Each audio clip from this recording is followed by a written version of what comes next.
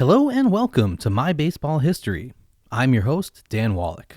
My Baseball History is a long-form interview podcast where each episode I'll talk to someone new who has some sort of association to the game of baseball. No matter who I talk to, we'll talk about how they fell in love with baseball, how their career started, and how they got to be where they are today.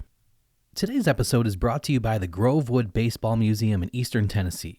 It's the brainchild of owner and curator Jamison Pack, who wanted a place to share his incredible personal baseball collection, which he's been assembling since he was a little kid. One of the reasons I take summers off from posting episodes of the podcast is so I can travel around to go see baseball-related sites all across the country. This past June, I went on a road trip to see the Grovewood Baseball Museum. Their slogan is, "A collection that connects us," and that's exactly what Jamison has built there. When you plan your trip, you can expect to see some truly historic artifacts, from a game ball used during Joe DiMaggio's 56-game hitting streak, to home run balls from both Lou Gehrig and Babe Ruth's record-setting 1927 season. But it's more than just Yankees artifacts. The museum is home to more than 1,000 authentic items displayed across about a dozen exhibits. There are pieces dating back to the Civil War era and all the way up through the early 2000s. From game-used bats of Ty Cobb and Roberto Clemente, to a ball used in Smokey Joe Wood's no-hitter against the St. Louis Browns on July 29, 1911. The museum even has the catcher's mitt of 1926 National League MVP Bob O'Farrell, who was wearing it for the final out of the 1926 World Series when he threw out Babe Ruth, who was inexplicably trying to steal second base. I could go on, but I'd rather let you go to the Grovewood Baseball Museum so you can experience it all for yourself. Follow them on Instagram at Grovewood Baseball Museum and find them on Facebook too. You should also head to their website, grovewoodbaseball.com, where you can buy merch and sign up for their email newsletter so you can be the first to know about the monthly events the museum hosts with former players and guest speakers. And you didn't hear this from me, but something tells me that by the end of the year, there's going to be a pretty big announcement from Jamison that you won't want to miss. So again, go to grovewoodbaseball.com. That's GROVEWOOD baseball.com and follow the museum on social media today. Today's episode is the first of Season 4, and it really means a lot that you're back and ready for 9 more episodes with us. Now that our summer break is over, we'll get back to our regular schedule, releasing one new episode on the second Wednesday of every month. If you aren't already subscribed to My Baseball History on your favorite podcast app or platform, make sure to do that now so you don't miss out on what we have in store for you. We've got some really strong interviews this season. On today's episode, I spoke with legendary organist Nancy Faust. Nancy played the organ at Chicago White Sox games for 41 years, starting at the old Comiskey Park in 1970. She played at more than 3,000 games, with her last for the White Sox coming on Sunday, October 3rd, 2010, at what was then called U.S. Cellular Field. In addition to being an innovator, Nancy was incredibly reliable. She didn't miss a single White Sox home game from 1983 through 2005, including the 2005 World Series, which the White Sox won. After the Sox clinched the American League pennant that year, Nancy became a featured performer for the Chicago Symphony Orchestra. How can an organ player be an innovator? Well, almost immediately upon her arrival at her original perch in the center field bleachers of Old Comiskey, Nancy became arguably the first sports organist to include pop and rock themes while playing during games, straying away from an organist's typical musical choices, which usually dated to the 1960s or earlier. Nancy became the White Sox key player, during some down years for the team. In her first season, the team went 56-106, drawing less than 500,000 fans to the park for the first time since 1942, and finishing last in attendance in the American League for the second consecutive year. Nancy admits being timid amongst the rowdy bleacher fans during that first season, and she didn't play too much. At the beginning of her career, she was tasked with playing the song of each player's birth state as the batter walked to the plate, but she was also given the freedom to play and respond to the crowd's moods. In her second season as the team's organist, her shyness waned. She carried a radio out with her and tied creative tunes from TV commercials or popular songs to the players in game situations, as well as to the conversations happening on the radio broadcast. And Nancy swiftly made a name for herself due to her fast thinking, her quick wit, her sense of humor, and her brilliant musicianship. Before long, Nancy herself became a major entertainment force, an attraction at the ballpark, and a fan favorite. Nancy has appeared on ABC's Good Morning America, and was written up in Sports Illustrated as baseball's MVO, or Most Valuable Organist. She was awarded an RIAA Gold Record from Mercury Records, and has been celebrated with multiple days at the ballpark specifically honoring her. 10,000 Nancy Faust bobblehead dolls were presented to fans by the White Sox before their game on September 18, 2010, just 2 weeks before her retirement. Nancy has contributed organ pieces to the podcast edition of Countdown with Keith Olbermann. She was inducted into the Baseball Reliquary Shrine of the Eternals in 2018, and her talents and contribution to the game are recognized in an exhibit at the National Baseball Hall of Fame in Cooperstown called Women in Baseball. In this episode, we cover lots of ground. Nancy tells us her process of picking songs to play during games, giving us great insight into how her brain works, essentially playing a never-ending game of musical word association. We find out how a fun little custom between her and White Sox broadcaster Harry Carey eventually turned into a deeply rooted tradition which is still practiced at nearly every level of baseball nationwide. We learn the real story about how Nancy popularized the song Nah Nah Hey Hey Kiss 'Em Goodbye, which, if you've been to almost any sporting event in the past 4.5 decades, you've surely heard as a way to taunt the opposing team. And we hear the numerous other teams in addition to the White Sox which Nancy has played for during her illustrious career, across multiple sports both collegiate and professional. With all of that information and much, much more coming at you, it may be helpful to follow along with the episode's liner notes on our podcast website. If you're new to the show, don't worry. You'll still be able to enjoy this episode without the extra help from the liner notes. But longtime listeners love the photos and links we put up on the website, which will give you a better understanding of the things Nancy and I are discussing, and provide some context when needed. The liner notes can be found on the My Baseball History website, which is online at www.shoelesspodcast.com. If you want to follow along, head to the website where you'll see the Nancy Faust episode listed first on the main page under latest episodes. Click on that and you'll be ready to follow along. There's an embedded media player right on the page, so you don't need to have multiple windows open while you listen or fumble around with multiple devices. If you want to catch up on any of our earlier interviews, you can click on the tabs at the top of the website to go back through past episodes from any of our 3 previous seasons and see a full list of everything we have to offer so far. Everything in the liner notes goes in chronological order of how we talked about them in the interview, so you should easily be able to keep your place as you listen. After the interview, we'll do a recap of what you just heard, adding some extra insight and hopefully answering any questions that may have come up as you listened. I'll also explain how you'll have a couple chances to answer a trivia question and win a prize, so stick around until the end of the episode for that too. But now, here's my interview with legendary organist Nancy Faust.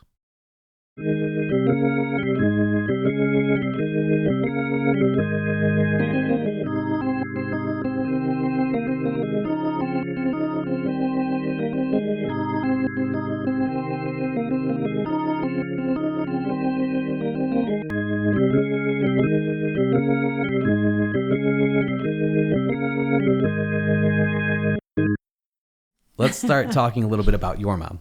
When she was very young, they discovered that she could just pick up songs. And when she was 9, someone found out that she could play piano, and they said they would offer the whole family lodging at Put-in Bay, which was a resort island in Lake Erie, for the summer if she played for them. Was she playing by ear also, or was she just really good at reading music? Like, how did she know how to play music? Dan, you really did your homework. I tried to. Yeah.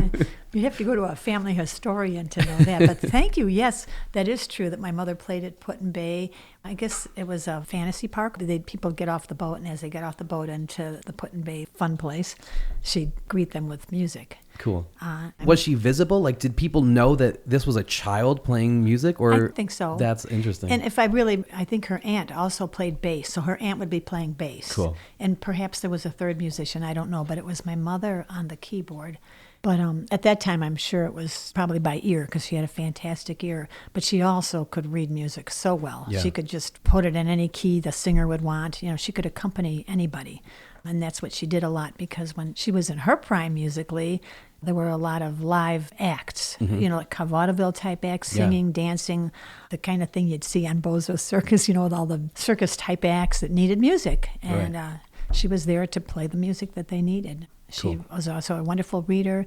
She got some kind of a full scholarship in music, so she had a good background. She performed under her maiden name and could play just about any instrument also, right? That's correct. She toured the Midwest with an all-female band known as Jenny, Joy, and Jean. She was Jean, even though her name was Jackie? Well, the reason they changed her name to Jean was because they entertained daily on the radio with the barn dance or something like that. It was WLS Radio Barn Dance. Correct. Yeah. But they thought that Jackie would sound like it might be a guy. Okay. But the funny thing is that Jean could... So did Jean. Yes, exactly. So she was known as Jean at the time. And then that broke up, actually, when my mother left the group, because my mom did the arranging for the three of them. Right. On fiddle, of all things. Yeah, she played fiddle. Yeah. Maybe accordion, too, I don't know. But when she stopped, then the trio no longer had the arrangements that they needed. So they went off on their own, and Jenny Lou Carson went on to be famous and make some well-known recordings back in the day. Right, yeah. Country music. Were you ever able to hear any of those shows of the WLS Radio Barn Dance, or are those performances lost to time since it was a live radio show that wasn't very often recorded? I think I've seen bits of the show, but none that were with my mom, because my mother was only with them for about 2 years. Yeah. But I have pictures that my mother has given to me with Pat Buttram and a couple of well-known stars in the day. Because they did some traveling. They'd bring their show on the road, and every Saturday night they would perform live at the 8th Street Theater in Chicago. So people would come from all over the Midwest, a lot of farmers and so on. And another story that this kind of gets into the weeds, but long after my father passed away, a man from Indiana approached me at the organ at Comiskey Park and said, "Are you related to Billy Faust?" And I said, "Well, sure, that was my mom." And he said, "Well, I used to come to the 8th Street Theater and listen to her," and he took a liking to her, evidently. But, and she went on to get married and all that, not to him. But anyhow, I said, "Oh, yeah." And he said, "What's she doing now?" I said, "Well, my dad passed away and my mom's home babysitting my sister's children." And I said, "Well, what's your story?" And he said that his wife had passed away. So at the end of the game, he returned and he said, "Do you suppose I could have her phone number?" And the next, I don't know, months later, they were married. They had a wonderful marriage for about 15 years. What a great story. So I thought, boy, that's a wonderful thing that happened to do my job at the ballpark. Yes. Among many things, but it affected the whole family for a long time. And that's the only grandpa my son ever knew was George. Yeah. George Givers from Indiana. Your dad was a Swedish immigrant. That's correct. How old was he when he came to the States, and why did he come here? That's a good question. I don't really know why. I suppose they came here looking for a more prosperous life, although his parents never really spoke very good English. I could understand them. I never spoke Swedish, but I could understand what they were trying to get across. My father was 11 when they came here. How did he and your mom meet? They met through a mutual friend. My dad ended up having a health center, and he gave Swedish massages, and his buddy that he met through that in Northwestern was a student there. He met my mother through his buddy's wife, who was a friend of my mother's. This is getting too complicated. But they had mutual friends. Yeah, cool. So you grew up in the Chicagoland area. Yes, I grew up around Montrose and Richmond. Okay. And a kind of a fun story. We grew up 4400 North Richmond Street. It was called Ravenswood Manor. And my sister Judy married the fellow that was a neighbor who lived kitty corner from us. Were you and Judy close growing up? She was more mature and older, and she was 3 years older. More the ideal daughter, probably. And I was always kind of in the spotlight because of what I did. My sister was so gracious about it. Never an ounce of envy or anything like that. She had her own life and her friends, and I don't think we were real close, but there was never any spats. And Judy was a wonderful sister. Did she have any musical talent? She took some piano lessons, and she could read a little bit, probably better than I, but she didn't take it anywhere. Yeah. So when you were 4, your parents decided they were going to buy a Hammond organ so your mom could practice at home, but you started messing around on it when your mom wasn't practicing and found out that you could pretty much figure out how to play any music that you heard by ear too. Do you have perfect pitch? If you went over and played a note on the piano, I'd probably be able to tell you what it is. Yeah. When you were 5, you were on the Morrisby Sax Amateur Hour, which was a talent show on TV.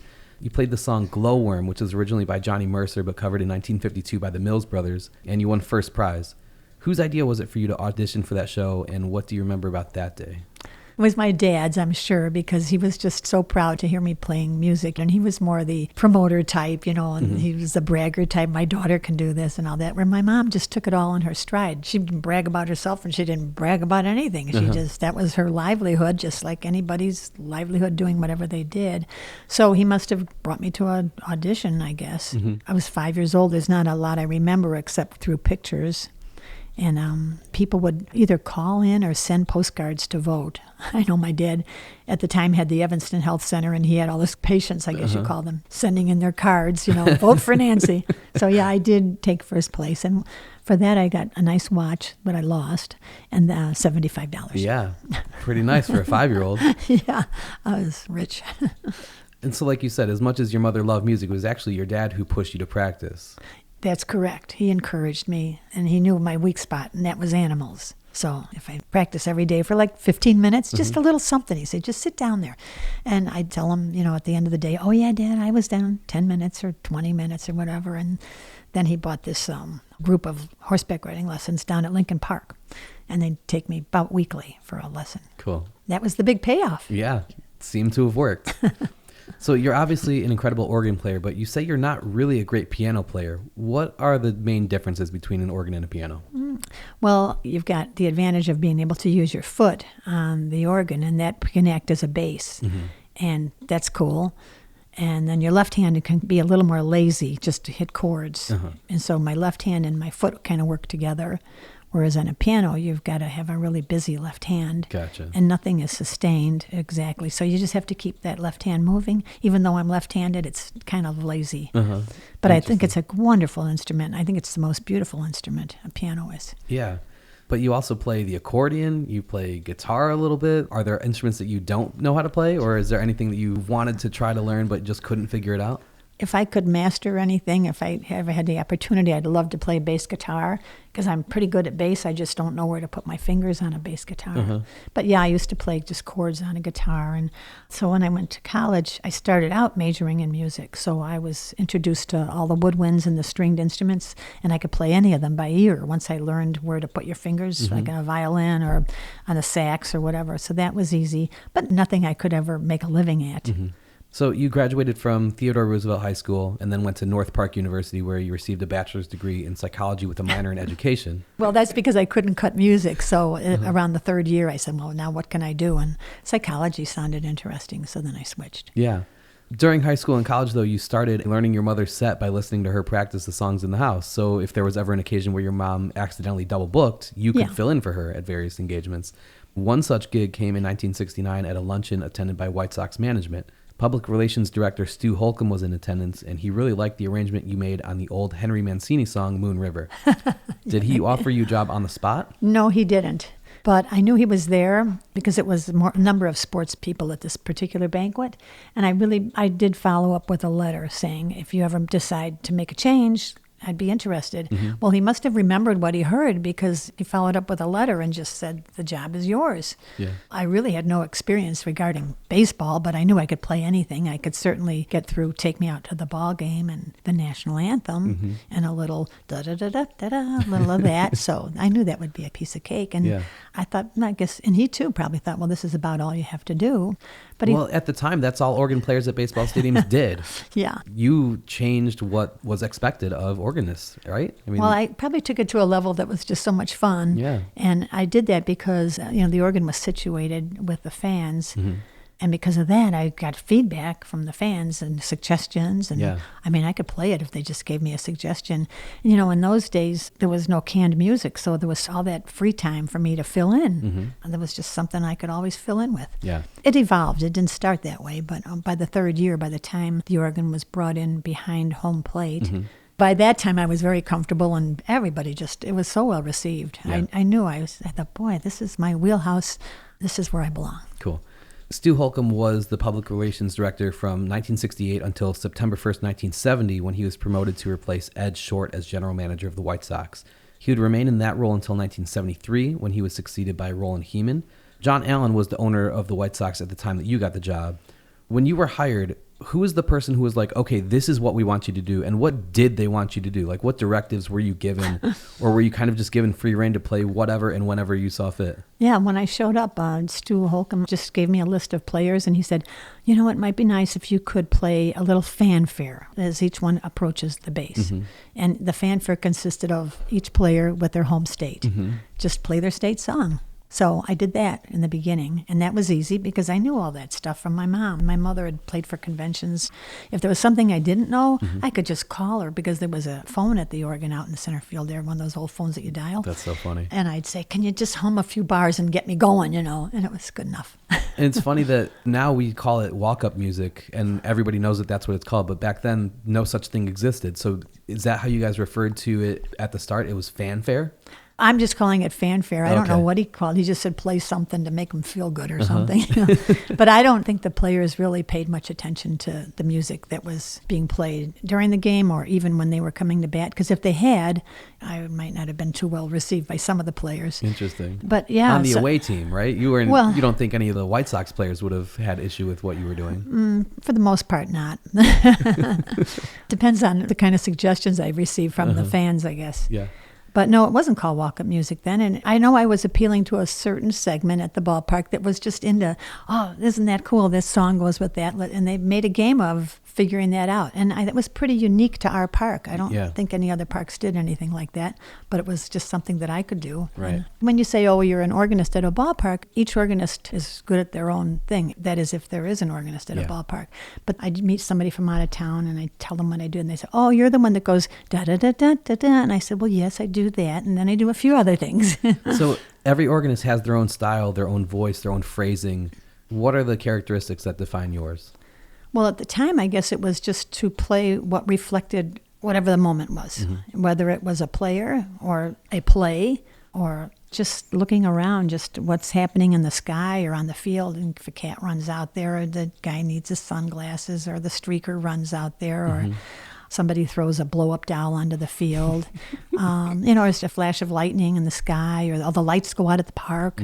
I mean, it's just, I don't know, you can't predict from one game to game what it was that you would be hearing on the organ. And it was nothing that even a DJ would be able to have at their fingertips. You just can't predict that stuff. Right. So as your career went on and you started seeing more and more of these wild possibilities actually happen in front of you, your brain works in such a way that you are always thinking of what's the best song to play in this moment. So when something strange would happen, would you then catalog that? So if it ever happened again, you'd know, I can play this when this happens, or I can do this when that happens? Not if it was unusual, because it probably would never happen again.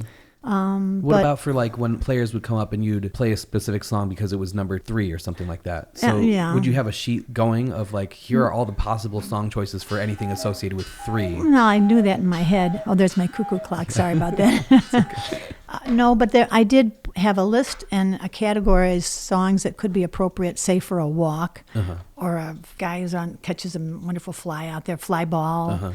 For situations, I did have songs on a list. Gotcha. Guess that's what I did. But so much of it you couldn't even predict. Right. When I was brought in behind home plate, I was able to see the scoreboard. The messages kind of triggered a song, and I never knew what the message would be until I saw it. You know? But there'd always be something that'd be kind of fun to play. And I still think in those terms, Right. It's now in my... Yeah, that's something that's not going to go away. No. Yeah. What were Stu Holcomb and John Allen like as people? Like, did you have much interaction with them after you were hired, or were you just kind of thrown off the deep end and told to swim? I don't think I had much interaction with the owner, John Allen, except to say hello. But Stu Holcomb did come to my salvation a couple of times. Well, he hired me, so he liked me, I guess. But I remember the first thing was opening day, actually, when everybody was asked to stand for a moment of silence, and I whipped out the national anthem. Yeah. I just saw people standing, and I probably didn't hear that well, and I didn't know that was the routine, So I think he let me know afterwards, but it was no big deal. It wasn't going to happen again. It only happens opening day. Right, yeah. So I did that wrong. And then I also learned during that first homestand that a petition was being circulated to get the former organist back. I'm sure he had a following, just that it happens when you're with a team for a long time. And I don't know if it was because I was a woman or because people don't like to have change. Yeah. The first White Sox organist, whose name was Shea Torrent, he was hired in 1960. He was the original organist for both the White Sox from 1960 to 66 and then the California Angels from 67 to 1985. But you were hired to replace Bob Creed as the White Sox organist for the 1970 season. At that time, your perch was in the center field bleachers. What was the fan reception to you like initially? Well, my first year in the center field bleachers, I was pretty much alone out there because it was the White Sox lowest attendance ever. So it was a great year for me to break in, and I really didn't have a lot of interaction with fans other than I heard about this petition. So everybody was just far from me. Did you ever get nervous before or during games, like any performance anxiety or anything like that, or did you just not care because you were off in your own space? Yeah, I don't think I ever got nervous about that kind of stuff. Yeah. I think when I'm most rattled would be if I learn a new song, even now, and the first time I play it, in front of everybody, I just want to get through it. Yeah. But it's always satisfying to put a new song together. Yeah. Your first year with the White Sox, you made $95 a game. Oh, gee. Multiplied by 81 home games, and that's the equivalent of a little over $60,000 in today's money. Oh, is that a fact? That's a pretty good living for 81 days of work. Well, it isn't just 81 days of work. Of course. You know, I mean, I'm not likening myself to a surgeon, but when you think about what they get for 2 hours of work or 1 hour of work, I mean, there was a lot that went behind the scenes for me to produce that 2 hours of a game. And it's always listening to new, so that was another question I had is how do you consume new music? Because one of the things that set you apart from previous organists was that you weren't playing show tunes and the hits from the 40s. You were playing contemporary music. So how do you consume contemporary music to stay up with what is a current hit? I mean, I like listening to the top 10 on the radio and Billboard hits. And so when I'd hear something that I thought could transfer to the keyboard, I would put on my little cassette and I would play a few bars at a time and get it in my head and just work it out. Yeah. Just songs that I liked, that I knew were popular. I liked playing things that I felt most people were familiar with, so they could identify with what I was doing. Yeah. And I listened to lyrics. If you have really great lyrics, then you got to throw that in. Yeah. Like the Nana Goodbye song. Right. Yeah. In 1971, Stu Holcomb also hired Harry Carey. Before Harry joined the White Sox, you wrote him a letter saying that you were excited to meet him and to work with him. You've said many times that you weren't a huge sports fan growing up and you didn't know much about baseball when you first started your job with the White Sox. So how did you even know about Harry Carey and how did he respond to that letter? I knew about Harry because I had friends that were big baseball fans. Okay. That's how I knew about Harry. They'd say, oh, Harry's coming. Oh, he's great. They'd say, oh, we lie in bed at night and just try to tune in St. Louis. That's what I knew about Harry. Yeah. I was under the influence of a close friend who said, write him a letter. Maybe he wrote him a letter himself. I don't know. But so, Harry responded, right? Oh, yeah. I've got the letter framed on my wall. Yeah. And it's fun because it's the letter was from the Harry Carey School of Broadcasting. And he did say, because I've seen this many times, I look at it all the time, and it said, thanks for your note. I'm looking forward to coming to Chicago, and I guarantee it will be anything but dull. I guess he was right. That it was, yeah. Yeah. During the 1971 season, which was your second year, that was Harry's first year, and he started to notice you. The first time he ever mentioned you on air was after you played Carry Me Back to Old Virginia by Ray Charles. Why did you play that song? I played that because I was listening to his broadcast, and I tried to pick up a few tips about baseball just by listening, pick up some of the terms, so I could play something that was appropriate, I guess. But I heard him say, this game is so dull and boring that you're going to have to carry me out of here. So I played Carry Me Back to Old Virginia, which people today probably don't know, but he was familiar, and he said, he made a comment, and I just loved that. He was actually noticing the music. That's how slow the game was, I guess. And Harry was just one that he would promote every aspect of the game, anything that could make a person want to be there instead of even listening on the radio. Yeah. So the music was just another thing he thought of to talk about, as well as the food and the beautiful women and, and the sunshine. And yeah, that's right. Yeah. How were you able to hear what Harry was saying on the broadcast in real time? Were you wearing a headset as part of the broadcast, or did you have a little transistor radio in the stands like any fan might have had? Just a radio like a fan would have. Yeah. As the season went on, Harry started to wonder why you weren't closer to the action where people could actually see you playing. That's right. So by your third year in 1972, you were so popular that Stu Holcomb moved you right behind home plate in the upper deck at Harry's insistence. 10 box seats were removed so you could have room for your organ. Dan Evans has said that the last seat in the upper deck behind home plate at Old Comiskey Park is one of the greatest seats in the history of baseball. So when you moved behind home plate, that meant you could easily see the messages that were displayed on the scoreboard like we talked about. Wonderful. How was that spot different for you than when you were set up in center field? Well, it was different because I was surrounded by fans. Because by 1972, they were pouring into the park. Yeah. Harry was getting people involved and interested. So now I was surrounded by fans. It was just different, But I'm comfortable, and seems like I could talk and play at the same time. And I was outside. I just loved that interaction and the feedback and the help that I received. I could see the scoreboard, so it was just the best location for me. Yeah. So your move to behind home plate also allowed you to see into Harry's booth to watch him call the games, and you could play off of each other. So you'd play songs like Heartbreak Hotel or other songs that he liked. And when the fans' attention shifted to him, Harry would beam and wave, and you would play Of course we did. I'm just wild about Harry. But you know what? Actually, I had a better view of Harry when I was moved down the third base line a little bit. Okay. And the reason I was when Bill Veeck came to the park, and he realized that organ was occupying 10 valuable seats. Yes. He didn't know that the organist had any fans or friends or anything. Right. He just put me in some obsolete corner. Yeah. And he put the seats back, for opening day. But then he received a petition, and he honored it from the fans that were so used to surrounding the organ. And the next homestand, the organ had been moved, although it was a little bit farther down third base line. But I had a better view of Harry's booth, and I could just look up there and see him. Cool. So that's when the interaction was the best with Harry. Interesting. Okay. Yeah. But I had to say that about Bill Veeck, that I was really surprised he honored the fans' wishes so beautifully. Well, if he was good at one thing, it was knowing what the fans wanted and listening to what the fans wanted. I mean, he and his son are both incredible at making a community out of the ballpark. You got that right. What did an average day look like for you? So let's say there was a night game that started at 7 o'clock. What would your routine be starting from the time that you woke up? Oh, my goodness. Well, I wanted to arrive at the park probably 2 hours in advance so that if I was late, I'd allow time because I started playing when the gates opened an hour before the game. Right. And before that, they treated us to dinner. It was very generous of them. I ate with the press, and we had a nice dinner, and then I'd go and do my thing.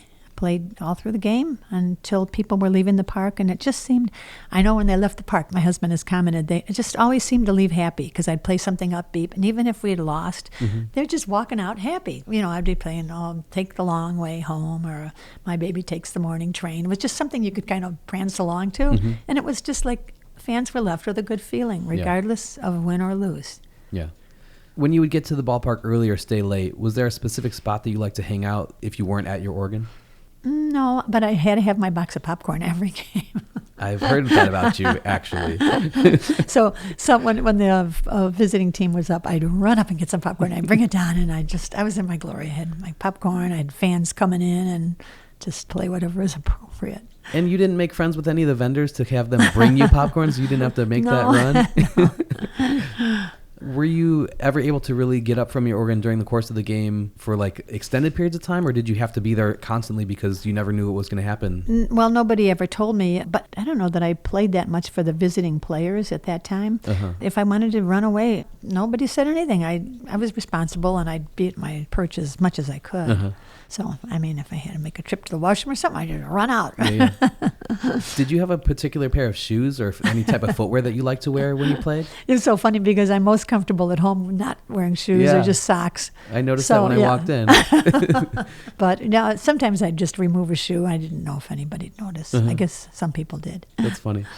From the time you were hired, one of your outlined responsibilities was to play Take Me Out to the Ballgame. So in 1977, Bill Veeck noticed that when you would play that song during the seventh inning stretch, Harry would sing along to himself. But Harry was too shy to have agreed to sing in front of the whole stadium, so Bill snuck a hot PA microphone into the booth that sent Harry singing out to the whole stadium. How quickly did it become apparent that something special was happening when that moment took place? Well, then Ned turned the light on in his booth, and even before it was announced, now please join Harry and Nancy, it was like... everybody was just yelling, "Oh, Harry," and I think even if the Sox were doing really poorly, and if anybody was thinking of leaving the park, they would wait for that. It was a game highlight. Yeah. So it really turned into a thing. And you kind of talked about this earlier, but how did Harry help drive attendance to White Sox games, and how did you think that helped you as an organist? Well, it helps me as an organist if there's more fans in the park, I guess, to listen to me, but Harry just, like I said, promoted every aspect of what you'd want to come out to a ballpark for. And it was just an event that you'd want to attend. So he was instrumental. And as far as playing for Take Me Out to the Ballgame, it seemed that when he'd have the mic, he'd never failed to say, "Okay, Nancy." So it's like, oh, I guess the organist's name is Nancy. So he was, I have to credit him with people being familiar with my name and so on. You invented walk-up music when you played Jesus Christ Superstar as Dick Allen was coming to the plate. And today it's something that it's just a given that's going to happen at a ball game. But when you did it, that was something that had never been done before. And even Sports Illustrated made note of it. Your brain is truly fascinating to me because it seems like no matter what the situation, you're constantly playing this game of word association, trying to come up with the perfect song for that specific instance.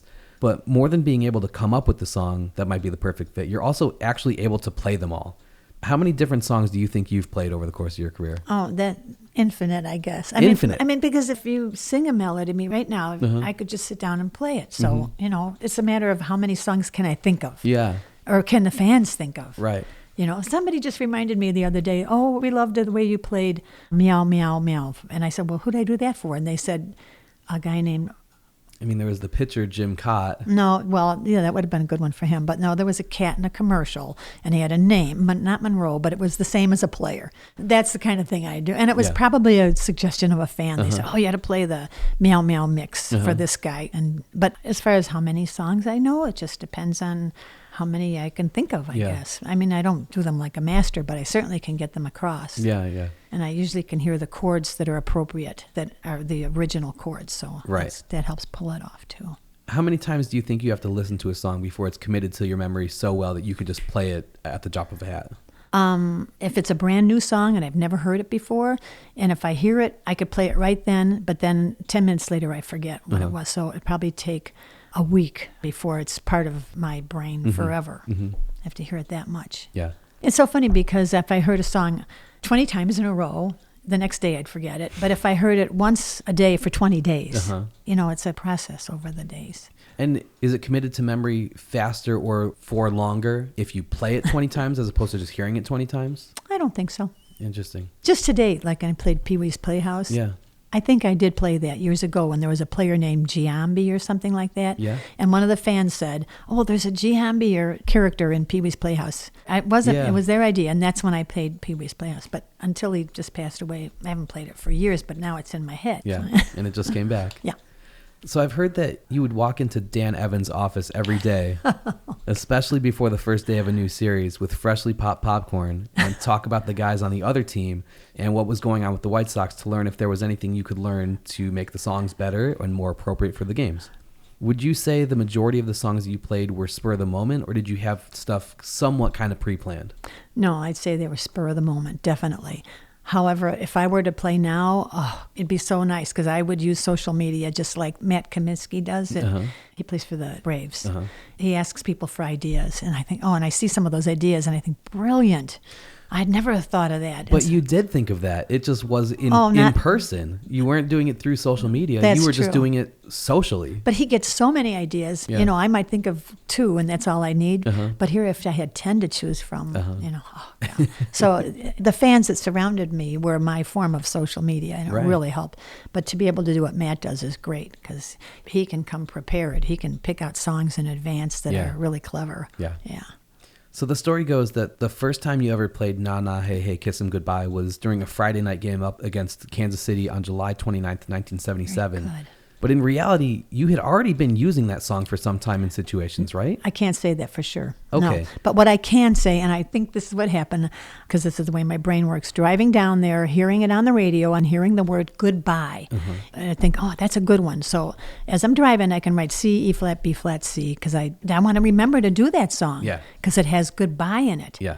And then when I think back, when it all happened was, like you said, July 29th, and I played it first because a player struck out, because I thought that'd be a great strikeout song, Na Na Goodbye. Yeah.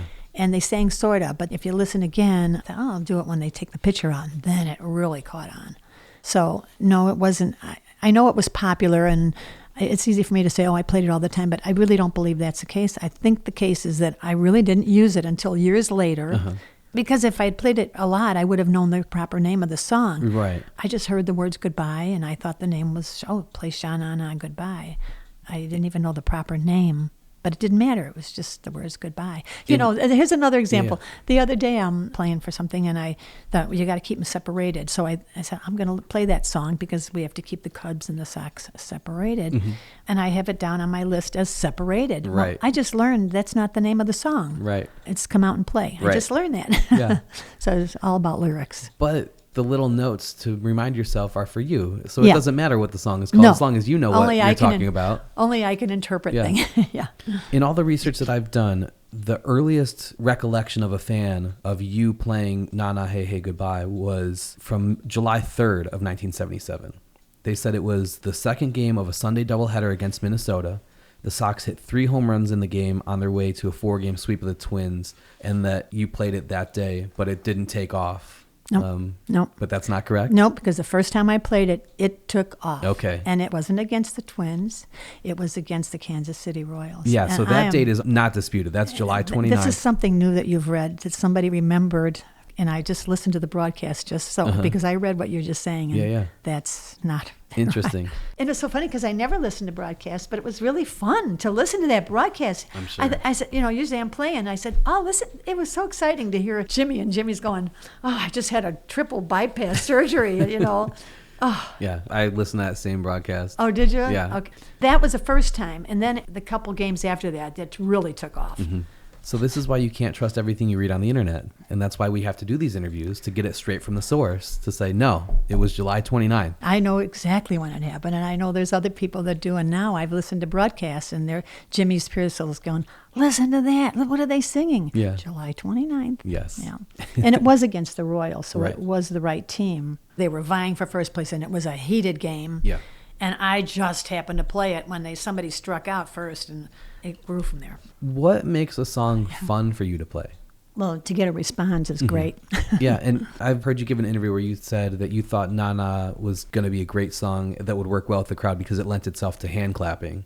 Yeah, I guess I thought it would be hand clapping too, but I think it was more the words goodbye. And it had a good beat. Yeah. Probably hand clapping because I didn't realize people would sing. I mean, that's the first time I've got a response with a vocal response, I believe, other than Take Me Out to the Ballgame or Charge. Yeah, right. It made everybody perked up. And when I was walking through the Bard's room after that July 29th game, the writers are going, what was that? Right. It was just created such an impact. Yeah. And that's when I said, oh, it's Sha-Na-Na. I've got it in some article someplace. I mean, no. After that became such a hit in the ballpark, management asked you to come up with more songs like that. Yes. But that's just not how stuff like that works. No, it's magical. It really is. I mean, it's just you can't predict what's it has to have all the ingredients there. We had to be vying for first place. Bill Veeck had to own the team, so fans are they're responsive to everything and having a good time and not sitting there stiff, they're just loose and having a good time. Right. The band who originally put out that song, Steam, was suddenly inspired to re-release the record 8 years after its initial success. And as a result, the single went gold a second time. So Mercury Records sent you a gold record to acknowledge your role in repopularizing the song. What was that like? Did you ever think that you'd get a gold record? I never did. In fact, it was a big ceremony at the park before a game, but the gold record was presented to me. Yeah. That's the first I saw of it. I don't even know if I knew in advance that was going to happen, but a representative from Mercury presented this record. It was fabulous. Yeah. Okay, so you brought up the Bard's Room. What is your favorite memory from the Bard's Room? Are there any that you're at liberty to discuss? Has the statute of limitations passed of things that happened in that room? Oh, well, the original Bard's Room in the old park, it was beautiful, of a lot of wood and a big bar. And I don't think the Bard's Room could exist today because it was all the reporters and many employees after the game, mostly men, that would just recap the game and have a good time, and just the booze was flowing. Yeah. And you just can't keep doing that because you're setting yourself up for a lawsuit. Yeah. Something that you wouldn't see today. Yeah. Bill Veeck was so happy with you after the 1977 season that you got a bonus check. How did your contracts work with the White Sox? Would you sign a new deal every year, or would you sign multi-year deals, or what? How did that work for you? Both, actually. I don't know when the first multi-year contract was, but I know when Harry left, I believe I got a 5-year contract. Oh, wow. I think that was how that worked. So did you have an agent, or were you just negotiating just myself, on your own? Yeah, just myself. And just a year at a time, and I was an independent contractor. But the wonderful thing was after 20 years with the new ownership, they offered to make me part of the family and put me on benefits and everything. I think that was part of the deal with maybe the 5-year contract. So I've benefited from that, and I'm still enjoying the benefits of that. Yeah, so that's I'm most great. Grateful. Yeah. Was there ever a time when you got negative feedback, either from the fans, from a player, or from a team? Did you get feedback from the players at all? No. I never did. Interesting. It is interesting because now it's, there's so much attention given by them and by the press and by the management. What can we play for you? And hopefully it'll make a difference in your performance. There are some players who change their walk-up music every at-bat. I didn't know that. The first at-bat of the game is one song, the second at-bat is another. And that's how much they pay attention today. Wow. But music is just plays such a different role in our culture these days. Yeah. Maybe you've heard me say this, but I know when, like I was interviewed on Jonathan Brandmeier's show, and somebody does the news, and I said, oh, what I'd love to do is play background music for the news, because I knew I could just do it about the wind and the crime and the traffic, and it was just songs for everything. Yeah. But this is what you hear now. Right. Bumper music, even if there's a sad story, you'll hear this, it's a news event, but Right. you'll hear this music just to make you a little more sad. Yeah, like they're scoring a feature film. Yeah. Like they need that. Right. And it makes a difference, I guess. So, music really plays such an important role. And now I hear it as bumper music, and even sometimes you'll see that little caption on the bottom so you'll know what song you're listening to as you go into a commercial. So, that kind of attention wasn't given to music when I played. Yeah. But I know many people just tried to see what song was associated with what event or with which player. Yeah. Billy Martin called you one time in the middle of an inning. Yeah, I think he sent a note up. What did he say to you? He had been on the warpath at a different park, and he said something about the music distracting his players, or it bothered him. So the umpires were very aware that he was in tune to that. So they... No pun intended. Yeah, exactly. So it was the umps that when I was playing that turned around and go like this, with their arms up, like stop playing. So I stopped playing, but I wasn't really interfering. It was somebody was walking to the bat, and I'm probably just doing clap along stuff. Yeah. Just doing your job. I stopped. But Stu Holcomb, like I told you, he was my champion. He saw that, and he called me at the phone, and he said, don't stop. You just keep doing what you're doing. Don't let that intimidate you. Yeah. So I was like the next day, that's when he sent a note and said, that wasn't from me. I meant nothing by it or something. So it was the umpire on his behalf thinking they didn't want to get him riled. Yeah. But I guess I really wasn't bothering them. They were afraid I was. They were just de-escalating the situation preemptively. Exactly. Yeah. So in the mid-'70s, you were becoming pretty popular at Chicago sporting events. You played organ for the White Sox home games, but you also played at Chicago Bulls games from 1975 to 84, at Chicago Sting, the pro soccer games from 1975 to 88, at DePaul University Blue Demons basketball games from 77 to 81, and at Chicago Blackhawks games from 84 to 89.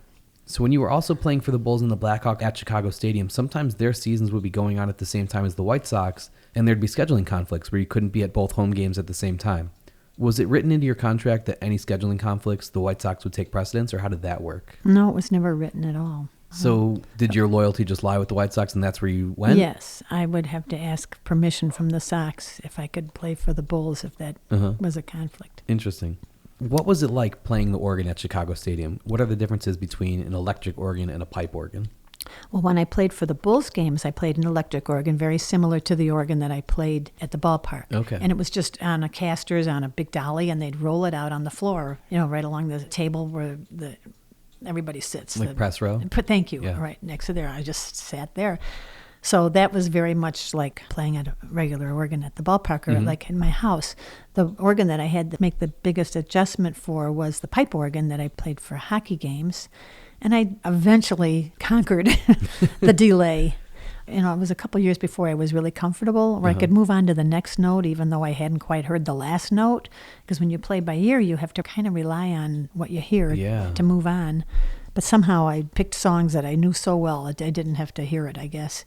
So I finally mastered that. And how many levels was that organ? Was it oh my 6, gosh, right? There were a lot of keyboards. Yeah. And so what? Could only play 2 at a time. Why are there so many levels? Is it different octaves, and it just, You'd or is have it different sounds? Well, I don't have to ask a classical organist, I guess.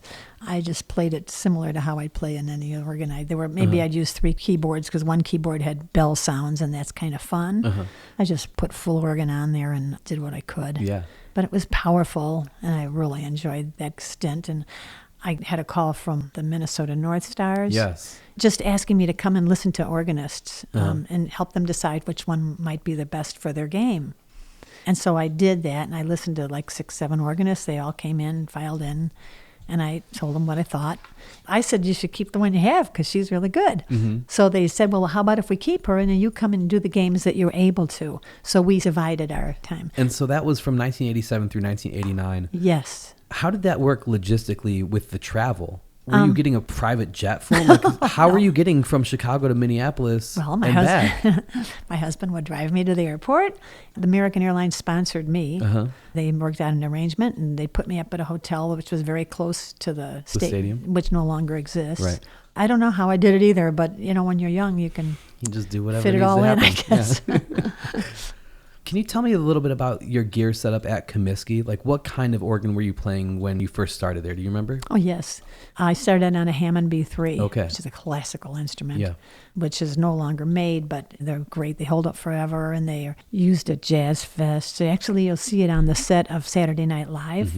It's got that look, and all the 70s and 80s music. They used a Hammond B3 and a Leslie speaker. Yeah.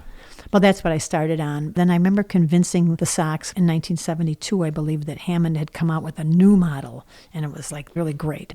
So they bought that for me, and it was called an X66, and I think that only lasted so long. And after that, I played whatever kind of arrangement the Sox could work out with an organ dealer that provided the organ, and they would give tickets or something in exchange. Yeah. So I just said, give me something with 2 full keyboards and 2 octaves of pedals, and I made it work.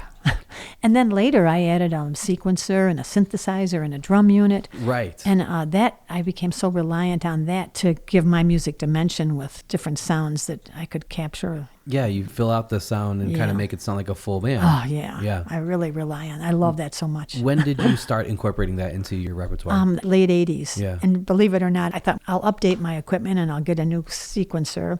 And I did, and I just couldn't learn to use it. It wasn't user-friendly for my purposes, so I thought, well, I'll buy 2. So I have 2 sequencers that are this, and now I have 3. And I'm still using this, and there people are going, you got that floppy disk? And I said, well, that's... If it works. It works, but the problem is it takes so long to call up anything. So I have to fill in with songs that don't need that background. Yeah. Like I used to play all the time, but it's just so great. Would you have been able to do what you did and have the career that you had and have the impact on the game that you've had if you had to look at sheet music for everything you played instead of playing by ear? Absolutely not. Why not? Well, there's just no time to refer to music, especially now with a time clock, but even before. Then there's just, and you couldn't possibly have all the sheet music that you'd need. For what I did, I do just 5-8 seconds to get something across. Right. No, I was really made for that job. It was in my niche. I don't know I could never do anything in life as well as I was suited for that. Would you try to pick songs that were more and more obscure to try to get the fans to really have to work to solve the riddle? Or was it fun knowing that everyone knew the reference you were making? Oh, sometimes it was once removed. Like I'll be doing a minor league game, and the player's last name is Wait. And I could say, wait a minute, Mr. Postman, or I could play Anticipation. So, and that's a little like once removed, but not too far removed. Right. That's all. Yeah. I've heard you describe the atmosphere at Comiskey Park like a party so many times in lots of interviews that you've done. Having the experiences that you've had at so many other venues over the course of your career, what do you think it was about Old Comiskey that made it so special? Well, it was affordable for everybody. Accessible, not just the elite, So, the common person who I related to, that's how I grew up with. So that's what was so special about it. You're surrounded by people that were all relatable. And the fact that everybody there is just having a good time together, regardless of any kind of differences outside of the ballpark. The fact is they're there to have a good time, escape what's going on in the real world. Yeah. So it's kind of necessary to have an outlet, and you just wish everybody could afford the fun and the luxury of experiencing that. Yeah. Who do you think was most responsible for that? Was it just a sign of the times, or was it a front office that not only let weird things happen, but encouraged weird things to happen, and weird promotions and weird attractions and people like Andy the Clown? Like that kind of stuff wouldn't happen in 2023.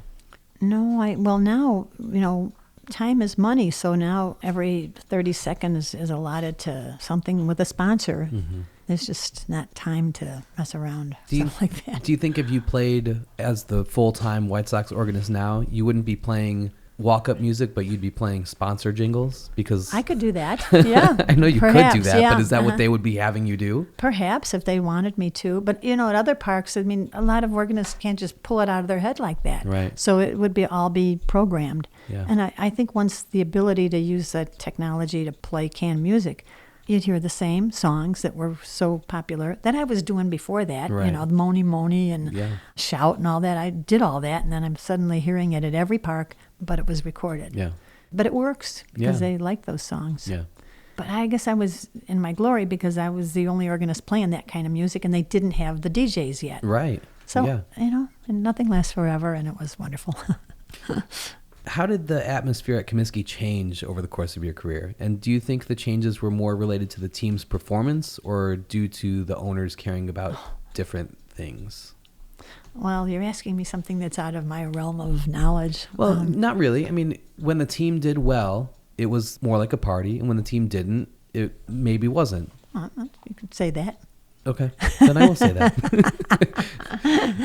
But, I guess keeping music upbeat has something to do with it. Just the ambiance, win or lose, Yeah. and making a fun atmosphere, which maybe you can't always do with commercials. But the games on the scoreboard are fun. Yeah. The ball under the cap and all that. Right. And the race. The little races. Yeah.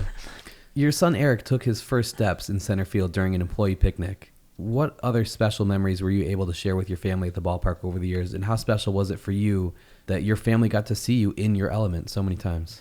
I am glad that I'm so delighted that Eric experienced his mom playing there. I think that's pretty cool. But I remember on Friday nights when there'd be fireworks, he was so scared of those. Really? He thought they were aiming at him. He was like 4 years old, and he'd clutch and he'd cry, and we'd have to take him off, away from the seats because he was afraid of the fireworks. But he was very fortunate. In fact, he loved computers, and they found a nice little job for him on the scoreboard for a few years when he was in college. So he's an avid, long-time, forever fan. Yeah. Yeah.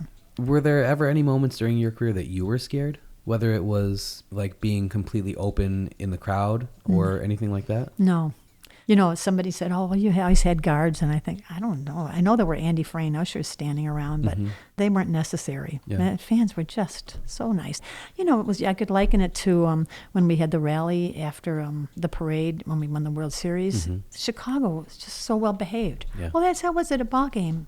Just people having a good time. Nobody was smart-assing or anything. Right. It was great. So at the time when the White Sox won the World Series in 2005, you were the franchise's longest tenured employee. That could be. You were. Well, I know Roger Bossard, the groundskeeper? he had been there a long time because he helped his dad when he was a teenager. But did he start before you in 1970? Well, he might have been helping his dad. Okay. Yeah, but Yeah, probably I think- not as a regular employee. I think as an official employee, Yeah. you had the longest tenure. I think you're right. What did it mean for you to receive a World Series ring? That was a highlight career for sure. Yeah. Something I'm very proud of. Waited a long time for that, and probably never predicted something like that. But I'm most proud to wear it. Yeah. Another thing that I was really proud of that I had to retire to realize was that I received a really personal, nice letter from President Obama Yes. saying that he was a fan and congratulations and stuff like that. So that adorns my wall as well. So good things have happened even after retirement. Yes. The White Sox held Major League Baseball's first ever Turn Back the Clock Day on July 11th, 1990 against the Milwaukee Brewers. And to set the early baseball atmosphere, ballpark ushers wore dated dress, and some had megaphones to announce lineups. Also, ticket prices for general admission were 50 cents, and all other tickets were half price. They picked the 1917 season because it was last time at that time that the White Sox had won a World Series. Did you play anything special that day or dress up in a special way to commemorate that event? Yeah, most of the employees were dressed up accordingly, and so I wore something, an outfit that they had given me with a big hat and big dress. And you I were brought- walking around in the stands. Yeah, I was with my accordion because Yeah. there was no electronic music. Right. And it was fun, but I stayed mainly around the area of the organ. So, Right. And I know a lot of those people because they were, a lot of season ticket holders and a lot of familiar faces. Yeah. And that's what was so special about the old park, is that so many of the people, they became family. Yeah. So that was a pretty special event. It was something very Bill Vecchian-like, I guess, right? Well, it's funny because 81 times a year for 20 years, you were at that stadium every single, you don't spend as much time with your family as that. Like, those people become your family. They You know? do, yeah. And we've made so many friends there over the years that have lasted. I mean, now our friends are usually people we met through the ballpark. That's who we see now. Some of the photos and footage that were used in the last Comiskey documentary were from your personal collection. Were you making a conscious effort to capture memories during that last season at Comiskey, or was that something that you did all the time? That was conscious effort, knowing that it was the last. Yeah. And we wanted to capture our son, and so it was something that he could look at years from now. So, yeah, we brought our little video camera and never realizing it would end up part of a wonderful documentary that Matt Flesh made. But I was so happy to have that to share. I'm really proud to have been there then. And it was emotional time, realizing that all those people that I talk about that surrounded the organ and the familiar faces on a regular basis for 20 years would be scattered throughout the park in the new home. Yeah. We kind of talked about how the ballpark experience was so different back then, and nowadays it seems like between every single pitch there's a video on the scoreboard or some pre-recorded clip to get the fans' attention. But back then, there was so much more dead time. You've said that you loved rain delays. Why is that? Well, a rain delay afforded me the opportunity to complete a song. But it's so funny because some of the songs that I learned, I never really knew how to end them because I knew I wouldn't have to. You just needed the chorus. Yeah. And so I remember Bruce Wolf going, you just end with a like that. I thought, yeah, I guess I do. It's usually not, a minute would be the most I have to play. So, But I did love rain delays because I could pick the songs that I liked the best and probably the most current. The summer of 2008, I had an internship where I covered the Cubs and the Sox, and it became incredibly clear extremely quickly how much everyone in the media hated extra inning games. How did you feel about games that lasted longer? I prefer the shorter games. Yeah? Yeah, I think so. And I think the public does. I mean, that's what they're shortening the game because kids today especially just don't have attention spans. I think if you go to one game a year, you don't want it to be over in 2 hours. Oh, that could be. But if you're watching 162 games or if you've got a season ticket plan, you can't afford 4.5-hour games every single night. It takes up so much time. Boy, that's a fact. When I started, most Sunday games seemed to be double headers. Yeah. And I wasn't crazy about it. I remember sitting in the center Those are field long bleachers. days. Well, I wasn't a big baseball fan either, but I remember I'd cross off 3 outs, and then the next inning I had to do 18 innings and then 3 outs for each one. If there was dead time, I'd be just take a pencil and I'd be crossing out till I go home. Like you're making tally marks on your prison cell wall. Yeah, like that. How quickly till I'm out of here. At what point did you start to think about retiring? And was it just not as fun anymore? Or was it the daily grind of playing 81 times a year that was just getting to be too much? What went into that decision? I think realizing that marketing had a different idea about what the future held as far as live music went, because you could accomplish so much with recorded music. And I think they cited the action at, for example, a basketball game. They didn't need live music. It was just this pumping music, and it was more like a video game. And it wasn't appealing to young people to have an organ, assuming that all organists are the same playing charge. Right. And I realized that that was the feeling of the marketing department. And I had no room anymore to be creative with my music. And to sit there and play charge was a little bit, I don't know if you call it demeaning, but it just, I didn't feel like I was worthy of a paycheck. And I thought they probably don't think I am either, but they don't know what to do with me. So I offered to bow out with no resistance. Yeah. So, but I certainly miss the fans a lot. And after going back on Twitter and realizing there's still a lot of fans out there that remember. They miss you too. I mean, I didn't know that. Yeah. In February of 1967, while you were in college, you had a friend who was a Cubs fan who sent a letter to Philip K. Wrigley on your behalf asking if the team would be interested in you playing the national anthem for them. The team eventually wrote you 2 different times asking if you would come play for them. But at that time, they said they didn't want you to play the national anthem. Or to hire me. Right. How different do you think your life would have been if Mr. Wrigley had said yes in 1967 and you became the Cubs organist? Boy, well, a lot had to do with Harry going there. He wasn't there then. Right. I think my best place was on the South Side. It was wonderful. Now, when Harry left, if I had followed him, which he'd say, Nancy ought to come over to me, and he even wrote to me afterwards. He said, if I helped you get your 5-year contract, that's wonderful. But he didn't feel that was a place for him any longer. I don't know how things would have been had I left. Yeah. If Wrigley had even wanted me at that time. I know they wanted Harry, and the letters that I received from Wrigley were in the 70s. Right.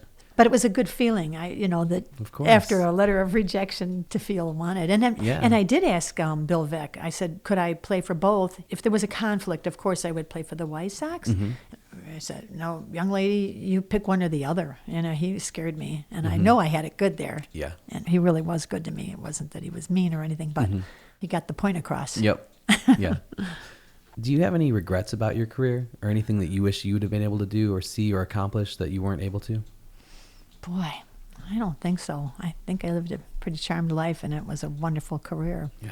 And I was able to, outlast a lot of live musicians just by virtue of the fact that I was able to keep up with my music, I guess. It's pretty rewarding. And to have other ballparks send organists to sit there and listen to me before they had the ability to use their canned music. And I've had other organists at other parks say they were inspired by what I did, and then now they're working, and it's working for them. Just the other day on Twitter, White Sox historian and researcher Peter Wilt Peter said, by my count, Nancy has played before more than 85 million people. When you add up all the home games that you've played to 69.5 million White Sox fans, approximately 12 million Blackhawks fans, and 4 million Bulls fans. That's not counting the many Chicago Sting, Minnesota North Stars, all the minor league teams you've played for over the years. That might be more than any musician has ever played in the history of music. But most musicians are drawing a crowd for them. In this case, I'm just the background. That is neither here nor there. Okay. You played. I get it. A lot of people that are my captive audience, where, if Bob Dylan is performing, there's no captive audience. They're there to hear him. But these fans heard me, whether they liked it or not. But like I said, I think a lot of people were there to hear you, whether you know it or not. But those were quite startling figures because I saw them as well. That's and funny. Thank you for taking all that time, because I'd be a mathematician for that, Peter. Tuesday, May 1st, 1979 was Nancy Faust night and music night at Comiskey. If you brought a musical instrument to the game, you got in for half the price. What was it like to be honored and celebrated so early in your career? I mean, you were barely 32 years old at the time, and you were already having a night dedicated to you and appreciating you. What was that like? It made me very proud, and they stuck my picture on a ticket. And they had a big fanfare with a parade beforehand. But it was shortly after the Na-Na took off. Yeah. And I think Bill appreciated what I could do, because he had all these promotions. And whatever the promotion was, I was able to provide music that was fitting. Whatever ethnic group or whatever circus night he had, or country night, or if it was Elvis night or Beatles or whatever, I was able to provide that soundtrack, and I think he appreciated that. I think it surprised him. I don't think when he moved me to a corner that he realized I could do that. So it was really nice to be recognized. There's nothing like a recognition. That's just priceless. For your retirement in 2010, the White Sox made a plaque and dedicated the organist booth at New Comiskey Park in your honor. So basically, that's your booth, and you can show up whenever you want and play, right? I mean, that's how I read that situation. Oh, thank you. I think I'd have to be asked by the White Sox, though. Is that something you'd want if you were given the opportunity? Well, they know that I'd be interested, so we'll see what happens. But I believe the organ has been removed, and it's now a Red Cross booth or something like that. So it doesn't look likely. Although I now have equipment that's more portable. There you go. Yeah, so it's allowed me to play for a few minor league games. I'm sure they've got some 1/4-inch auxiliary cord. That's what you need for your electronics guy. I've recorded a couple things in my day, yeah. I haven't played to 85 million people like you have, but you are represented at the Hall of Fame in their Women in Baseball exhibit. And I know that you're humble, but do you genuinely not understand how important of a figure you are, not just in White Sox history, but in sports history and in American culture? No. I mean, you have shaped the culture at sporting events over the past 50 years. Well, maybe I was the first to do things, right? That's the one that matters. Well, I remember it's like the light bulb. Who remembers who was the second person to walk on the moon? Well, that's true, although the second person otherwise would have been the first or whatever. But yeah, I mean, I'm sure things would turn out the way it had. It's just, I guess I was the first, so I received the attention. But I was just doing the one thing I know how to do, being a one-trick pony, just playing songs by ear that I heard and that people like to hear. And if I just added to their enjoyment, boy, I was just in my glory. Yeah. The White Sox call you tomorrow and they say, Nancy, we're going to unveil a statue of you next week that we've been working on for months. It's you sitting at your organ with the organ and everything. The statue's done. We just don't know where to put it. You can pick anywhere in the stadium and we'll make it happen.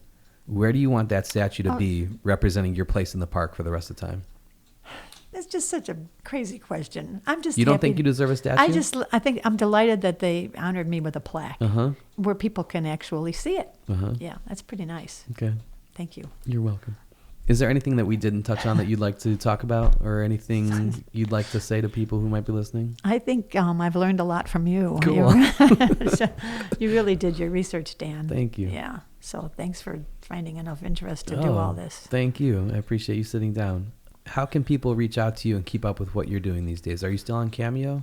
I don't advertise at myself because I don't want anybody to be disappointed. So I don't want to put out like, oh, I can really keep you happy. But if somebody goes to Cameo looking for a ball player, they'll see all the people in sports that offer something. And so once in a while I do make a cameo. Okay. Somebody will say, would you wish somebody well, they usually want to hear Nana goodbye, and they'd like to hear happy birthday. And I did a 52nd anniversary yesterday, and last week I did a gender reveal. They said, could you play da-da-da-da-da-da? It's a boy. Funny. So they loved it. So I've done retirements, just some crazy stuff. But yeah, I'm available there. And then, I learned how to do Twitter during COVID because I didn't get a response from the White Sox. And I think, well, I want my songs to be heard. So I'm going to put them out there on Twitter. And that would be all. I'd record maybe a dozen songs. And now they'd be on Twitter. But then the more I learned about Twitter, the more I went down this rabbit hole. And I start making these great relationships with other Twitter followers and fans. And before you know it, I'm like close friends with people on Twitter. They're coming over here. And we got a life with these Twitter people. Cool. Oh, gosh, I have to tell you about a guy that just came in from Twitter that I've been direct messaging me, and he's the one that told me when I played first. Oh, okay. But he knows everything I've been doing ever since the first Nana came out because he said it was a game of the week, and he heard it in New York. And he was a New York Mets fan. Okay. But he said it was like a pipe dream. He wanted to hear me in person. So when I played for the Thunderbolts this last weekend, he flew in. Awesome. And I met him at Denny's for breakfast because I thought he came all the way in to hear me. And then he went to the game that night, and I want me to take you back to your hotel. Oh, no, I'm going back to the airport. He said, flying back to New York. He just came in for the game and went, so. Eat your heart out, Bruce Springsteen. But who does that? That's my point, though. But when I say that's how much you mean to people. No. But so now I've made this circle of friends on Twitter too. Yeah. And I've gone down a rabbit hole and probably been too distracted. But it's not what But it made me aware that people are big Sox fans and what you originally set out to do to preserve your songs is being done, and that's great. Yeah, it took me in a direction I never expected, and it is time consuming. And I have my animals here to take care of, and I'd like to spend more time learning songs, and then I need to research players and things if I'm going to do some minor league games. Yeah. Other organists have taken it to a level of knowing even more about the players, just their performance stuff I never know. So I feel like I should know more if I could do a few minor league games. But this Twitter is just time consuming. So every time I post something, I think, maybe this will be my last one. This is it, and this is a nice thing to end with. But then something else comes up, like Pee Wee Herman. I'm so excited about the watch that I have, and I thought I needed to play a little something in honor of Pee Wee. So maybe that's my last tweet ever. Until the next one. Yeah. I appreciate your interest, Dan. So I have one question for you. This is something I've always wondered. Michael Jordan was in the White Sox minor league system in 1994 and 1995. Terry Francona, who managed the Double-A Birmingham Barons at the time when Michael was there, said on the Last Dance documentary that MJ was good enough to make it to the majors if he had another 1,000 at-bats in the minor leagues. So in some alternate universe where the MLB strike never happens and Michael sticks with baseball and doesn't return to the Bulls for their second three-peat, that means he makes it to the White Sox sometime during the 1996 season. What would you have played for his walk-up music? Maybe Nobody Does It Better? Would that work? Yeah. The two that I have always kind of wrestled with, obviously Be Like Mike, the song from the Gatorade commercial. But if he makes it during the 1996 season, on November 21st, 1995, Joan Osborne released the single One of Us, that What If God Was One of Us? Yeah, And that song was popular then. I think that would have been a pretty appropriate song for MJ. Well, Dan, so you're a case in point of the fun that people have picking songs, and I think this attention that's been given to walk-up songs, everybody seems to be engaged in it, and the baseball marketing has done a really fabulous job because you read articles all the time about who likes what for their walk-up music. Yeah. That wasn't the case when I played. It was only unique to our park. Right. But now it's like all over. It's like everybody's walk-up song. What's that cool one that the Mets guy does on the trumpet? Yeah. Marco or something? Oh, yes. that's so cool. Their closer. Yeah. But that's something you can't predict either. It just kind of happened. And who'd predicted that the season before? Yeah. But there certainly is a lot of attention to the walk-up music, and it's great. Yeah. Thank you very much. I appreciate your time. This was a thrill. I hope it wasn't too much information. No, but I hope it wasn't too much information for you. I know I come at with some pretty deep research sometimes. But it was fun for me. You really did your research, Thank Dan. you. I appreciate that.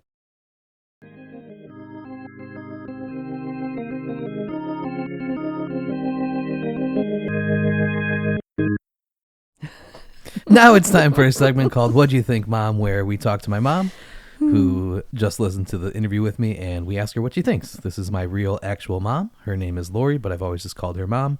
Can you say something to prove that you are my mom? How about this? When you were a kid, we were lucky enough to go to a game at Comiskey Park, and to me, if you're there, you have to go over and say hey to Nancy. And so we went, and we took pictures and everything. Yeah, we need to find those. Yep, it's on my list. Yeah. But yeah, when it was announced that it was going to be her last season, you came up to me and it was like one of our favorite players was retiring. Yeah. It was like a legitimately sad announcement. Fangirl here. Yeah. I hope she knows it. Absolutely love listening to this interview because unlike other episodes, this was hit me where I lived. It was different because being a Chicago girl, being a Chicago White Sox fan, being lucky enough to go to games, and actually listening to Nancy play and see the dynamics of what she had going on within the stadium and how the fans were so in tune with her. Mm-hmm. And I think I'm going to have to quote James Earl Jones when he says, the memories will be so thick, they'll have to brush them away from their faces. That's how this was. As she went through and, you started out with how she got her start. She's a Chicago girl. And she throws out Jonathan Brandmeier. I mean, all these little references that, sometimes you just get references because you're culturally aware, but you get the references because you were living at the same time. Yeah, and it's crazy to think how walk-up music has become such an integral part of the in-stadium experience. And somebody invented that, it wasn't just always a part of the game. Yeah. It seems like it's been there forever, but Nancy invented it. Right. She should be in the Hall of Fame. She absolutely should be. When you talk about contributions made to the game, she has personally shaped the in-stadium, in-game experience of the past 50 years. Nobody has shaped it more than she has. Absolutely. Organ music used to basically just be elevator music. Right. And she turned it into something special and unique to every player and sometimes even every big play throughout the game. Mm-hmm. That is worth celebrating and honoring. I couldn't agree more. Some of the first games I went to, I was in grade school. And especially if you're not really a baseball fan, I wasn't really brought up in a sports family. So it wasn't really a huge fan, like to sit through 9 innings as a grade school kid. Actually, my first game was a Cubs game, but was thrilled to be there. But there was just a lot of dead time. Mm-hmm. And, you can only look around and be in awe for so long. And then it's kind of like, it's getting hot out here. Well, and like we talked about, this was before there were jumbotrons in every stadium. Right. And before there were 15 different screens where every single dead ball, 25, 30 seconds between each pitch, you're seeing a little video and you're seeing a commercial and there was nothing to look at. That's right. Back then. That's right. Except the field. There was nothing to listen to except the ambient noise of the stadium. And to think back to those times and compare them to what a baseball game or any sporting event now has turned into, it's almost like you can't imagine it unless you were there. I was, and I'm here to say thank you, Nancy Faust. Yeah. Living in Greenville, South Carolina, and they have a great minor league team there, the Greenville Drive. And some of the first games that I went to way back in 2009, the walk-up music was the key thing. Mm-hmm. And I never put it together that I have Nancy Faust to thank for that. Mm-hmm. If you went to many games, just like for any team, the more games you go, the players, their walk-up song, and it adds so much because a lot of times there could be nothing going on the field other than that walk-up song. So, and it's especially for minor league games where if you're spending the money to walk into a major league stadium, you're probably somewhat of a baseball fan. But for the minor league games, tickets are $6, $8, $12. Like, you go just because it's something to do a lot of times. And if a player has a walk-up song that you love and you don't care about baseball, now you're a fan of that player because you're like, oh, we've got something in common. Like, I can connect with this person who is, just a 20-year-old child who has a uniform on. Like, you see minor leaguers as people more than you see them as professional athletes, unless you are literally a child. Then they're a hero. Right. But when you're an adult, it's just a kid playing ball. Right. Believe me, for me, it was like Big Kids Little League. So yeah, the walk-up music has allowed fans to connect with the players in a way that they never had before. Right. You had mentioned that there are some players who have a different walk-up song each time they come up to the plate. Mm-hmm. They need to get over themselves. Yeah. I've heard of players changing their walk-up music, like if they go through a slump or something. Oh, all right. That's like changing your socks for the first time. And, okay, I can go with that. But every different inning, come on. But in addition to the walk-up music that Nancy helped popularize, she brought back the seventh inning stretch and turned that into something, because they used to play that song way back when, and then it kind of faded out, and it was almost like a relic. Right. And then she started doing it during the seventh inning stretch, and we told the story in the episode.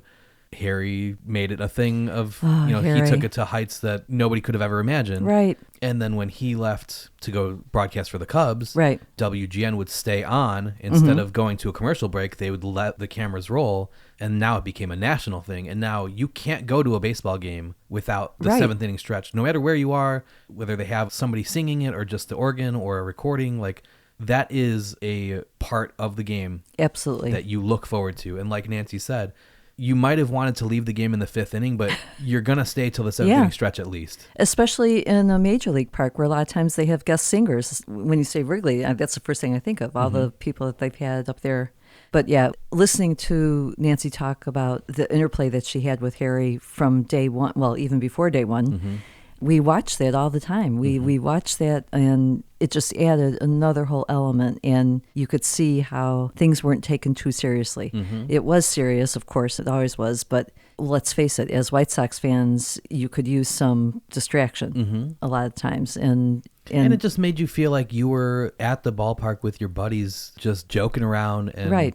The baseball game was happening, and yeah, that was cool, and you were glad to be there, but like you were there to have a good time and enjoy the company of your friends. And that's what they seemed like on the broadcast and in person when you actually went. Absolutely. That's another whole discussion of Harry and his different partners and whatever, and the teams that followed Harry and his partners. But even not being in the park, even hearing the grand intro that Nancy would play to take me out to the ball game, it was just like a grand production, like, here we go. Hold on to your seats, here we go. And especially when they would stay in the stadium during the broadcast and you could hear every part of that and see the enthusiasm. And of course, the camera guys would pan across the crowd and you got the feeling of what it was like. And it's like, okay, I want to be there. Harry was a showman.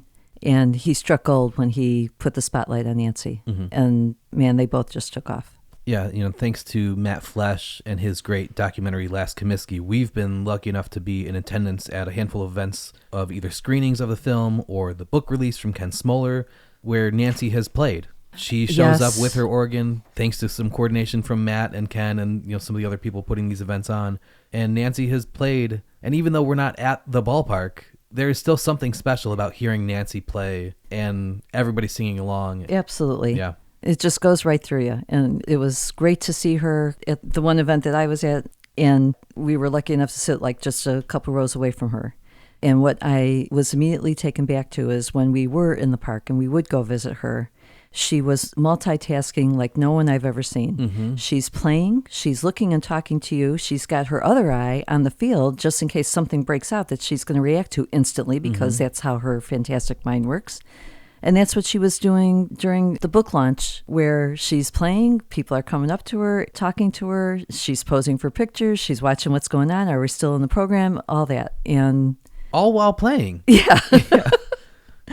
You brought up that she has perfect pitch, which is so unusual and such a gift. And her rather casual description of how, she would listen to a song and she's just listening to the song as she's driving into the park and she's picking out the chords and like making it her own as she's driving to work, and I'm thinking, I can't even remember lyrics and she's picking out chords and 20 times and it's hers for life. She was talking about na na hey hey. Yeah, C, E flat, B flat, C. I mean, don't you have ears? Like, yeah, but we're not all as talented as you. Like, that skill doesn't come easy to most people. Right. It is a gift to have that, and she has it. And when she was describing how she found where she was supposed to be, she landed exactly where she was supposed to be because you brought up sheet music. There's no way. There is no way. And only someone like her who can instantly play something, Mm-hmm. even if she just knows the front end of it and gets the point across. That's it. You have us. Well, like she said, you only have 15 or 20 seconds. Right. So she doesn't need to know how to play the whole song because she didn't have time to do it anyways. Mm-hmm. It was interesting to hear her bring up the pitch clock that's been implemented and I to thought the same thing. have her acknowledge other areas of the in-game experience that impacts that you wouldn't have probably otherwise thought of. And it's like, Right. yeah, now you're relegated to 15 seconds from pitch to pitch. Play faster. Yeah. Or, you might not have the time to play a song. Now it has to just be da-da-da-da-da-da. Yeah. And like, How many that's- times can you do that? Right. Right. Like you said, she was at the right place at the right time with the perfect skill set Right. and made it her own thing. We took her for granted. Mm-hmm. Now you realized it when she was playing too. Mhm. I mean, fans were going up to her throughout the game. You would stand in line to take a picture. She would sign and could not have been more gracious to every single fan. Just listening to her during her talk with you, her voice, her humility, her sense of humor, she's just amazing. We went over all the other teams and sports that Nancy played for. Do you remember going to games that weren't White Sox games and hearing Nancy play? Like, do you remember going to Blackhawks games or going to Bulls games or any of the other teams that she played for? Yeah, actually, we were season ticket holders for DePaul at the Horizon for those Chicagoans scoring at home. Remember that? Before it was Allstate Arena, it was the Rosemont Horizon. That's right. Yeah. So she played 1977 to 1981, and that's right when we would have been going. And I do remember her playing then. And DePaul was a good team during those years. So the crowd was great. They were playing some big teams. There were some big rivalries. Louisville would come in and Notre Dame. And, you had some big teams rolling through there. And the place would be packed and rocking. And she got us going. It was interesting for me to hear Nancy talk about her instruments in a way that like a player knows what type of model glove he uses because it's his glove. And Nancy was like, yeah, I used the Hammond B3 and a Leslie speaker. And then I convinced the team to buy me a Hammond X66. Right. And then, like that level of knowledge to her, I'm sure she's just like, yeah, of course. Why would you not know your model number of your instrument? It's what you play. You have to be intimately aware of what you're playing with. But to a non-musician, you're just like, wow, you really know your stuff. Yeah. Well, when she was reeling off the types of instruments that she does play, she made the comment that she could play all of it by ear as long as she knows what the hand positions are. Oh, my God. The only hand positions you know are left and right, and sometimes you mix those up. This is true. But the cuckoo clock, Yeah. I have to comment on the cuckoo clock because as a kid, I played the organ. And where the organ was in our house, it was in our dining room. And right behind me, as I'd be sitting playing the organ, was a cuckoo clock that went off every half hour. It was just like pure flashback. Listening to her talk, you and I had listened to some songs from the previous era from her and just organ music. So that took me back. And then the cuckoo clock goes off and I'm like, I am sitting in Harvey and playing for my dad who loved organ music. Hence the reason we all had to play. Yeah, we brought up Shea Torrent in the interview. He was the organ player for the White Sox before Nancy, and then he went to Anaheim and was the Angels organist for a long time and was like pretty famous. He's got vinyl records and all sorts of stuff. So to go on YouTube and listen to the songs that he was playing, right, it must have been a welcome surprise and a welcome change for White Sox fans to have the elevator music style. Yeah. To then have contemporary music. Oh, where like, yeah. You're listening to these songs in the car on the way to the game, and then you're hearing Nancy play them. Right. Like she said, all she needs to do is hear it one time, and she can play it right then. Right. So it can be a song that you just heard for the first time that day, and Nancy's playing it that night at the stadium. Yeah. That must have been just so different than what they were used to with Shea Torrent, who is a legendary organist. Right. Like, he's not some slouch. It's just two wildly different styles and then wildly different in-stadium experiences. So here's where you can see the generational difference between you and your mom, because organ music really was a thing. Mm-hmm. There would be the Wurlitzer music, or when people would go roller skating, that was organ music. And there'd be albums that would be the happy organ. No, I know. And Al Melgard was the organ player at Chicago Stadium. And there are a series of vinyl records from him playing the legendary Chicago Stadium pipe organ. Yeah. So yeah, like that was part of musical pop culture in America back then. Absolutely. At one point, you asked her if she had certain playlists kind of available for different situations that might arise, and she said, yeah, maybe. But the normal case was it was an instant reaction to whatever was happening because you couldn't believe the stuff you were seeing on the field. And the list that she reeled off and what they included, like a blow-up doll on the field and a streaker, and I'm going, what the heck games are we talking about? It was the 70s in Chicago. That's true. Good point. Yeah, there we go, the South Side. But building off that point, though, I wasn't expecting her to have like a spreadsheet or anything literally in front of her. But I would think in preparation at her home, she would write those down just to kind of the same way, commit them to memory. So, like I've got 10,000 vinyl records, but if you ask me to name 6,000 of them, I'm only going to think of 12. So like you might know every song that exists, but unless you're actively thinking of what you've got in your arsenal, every time a player with a number 3 comes up to play, you're going to play one of 4 songs instead of maybe if you've got a list at home, you can be like, okay, I remember this one. I remember this one. Yeah.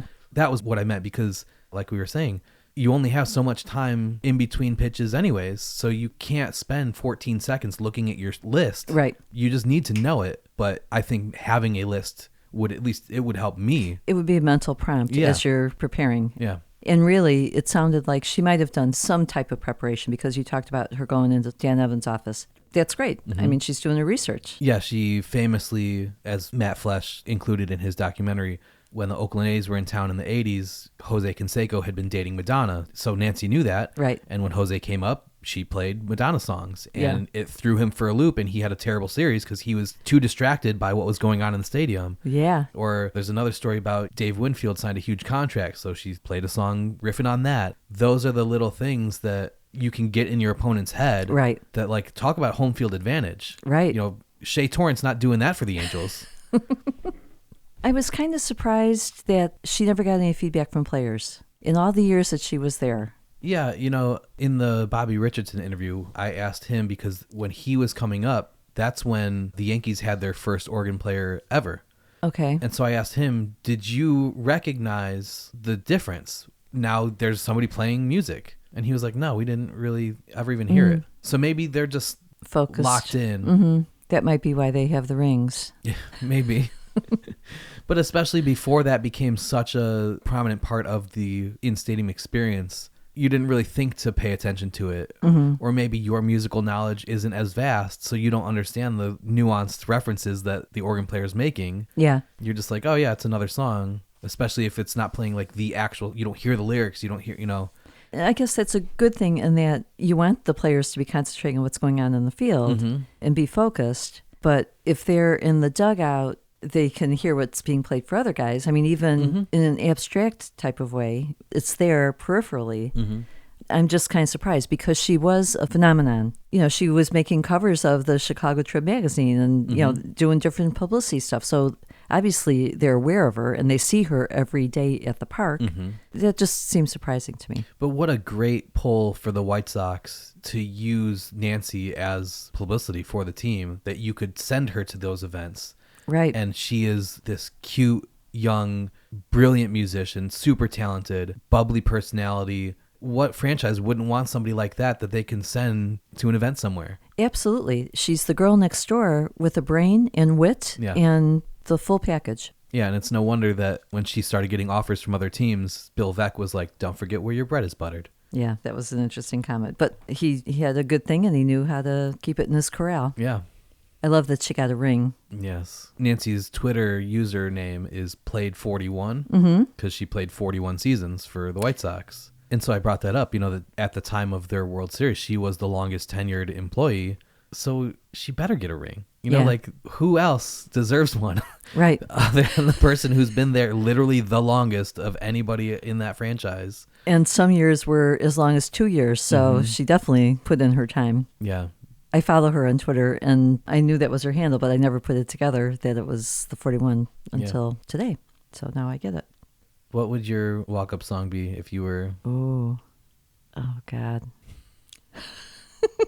This is why I couldn't be Nancy, because I can't think of 4 songs. There were a couple times where it sounds like she had a group of friends who were really with her. And so she has one friend writing to Philip K. Wrigley, like Mr. Wrigley, hey, give my friend a chance or whatever. And then when she wrote the letter to Harry Carey, she said she was under the influence of one of her friends. It's like, okay, you know what? Sometimes you need someone in your corner to just give you that little prompt. And like she said, she wasn't a sports fan either when she started. So she probably didn't necessarily know who to write to or, how that stuff was going to work. Those center field years must have been pure torture. No fans, no teams. Yeah, but she said that let her figure out how to do things because there's no pressure. There's 48 people in the stands. Yeah. So you can mess up. You can figure out what they react to without having the pressure of a packed stadium and a great team that people care about. When you said it was like writing in a prison cell, chalking up how many outs and then on the doubleheader. Just get me out of here. Well, in Chicago, there's WGN. There's always been WGN, and their slogan is Chicago's very own, and Nancy is very much Chicago's very own, and it's been a pleasure to listen to her all these years. It's great to see her out there on Twitter. Great to see her out in public doing events with Les Comiskey. She's just a gift that we need to treasure always. And still going out and playing random minor league games and events at bars. They'll Breakfast reach out at to Denny's. her. Yeah. So yeah, if you have an opportunity to go see her play, do it. It's absolutely, whether she's got a plaque in Cooperstown or not, she is a Hall of Famer. She's got a ring and a gold record. Yeah. So she's racking them up. Na na na na. Na na na na. Hey. Goodbye. Thanks, Mom. Goodbye. Thanks, Dan. And thank you, Nancy, for everything. Bye.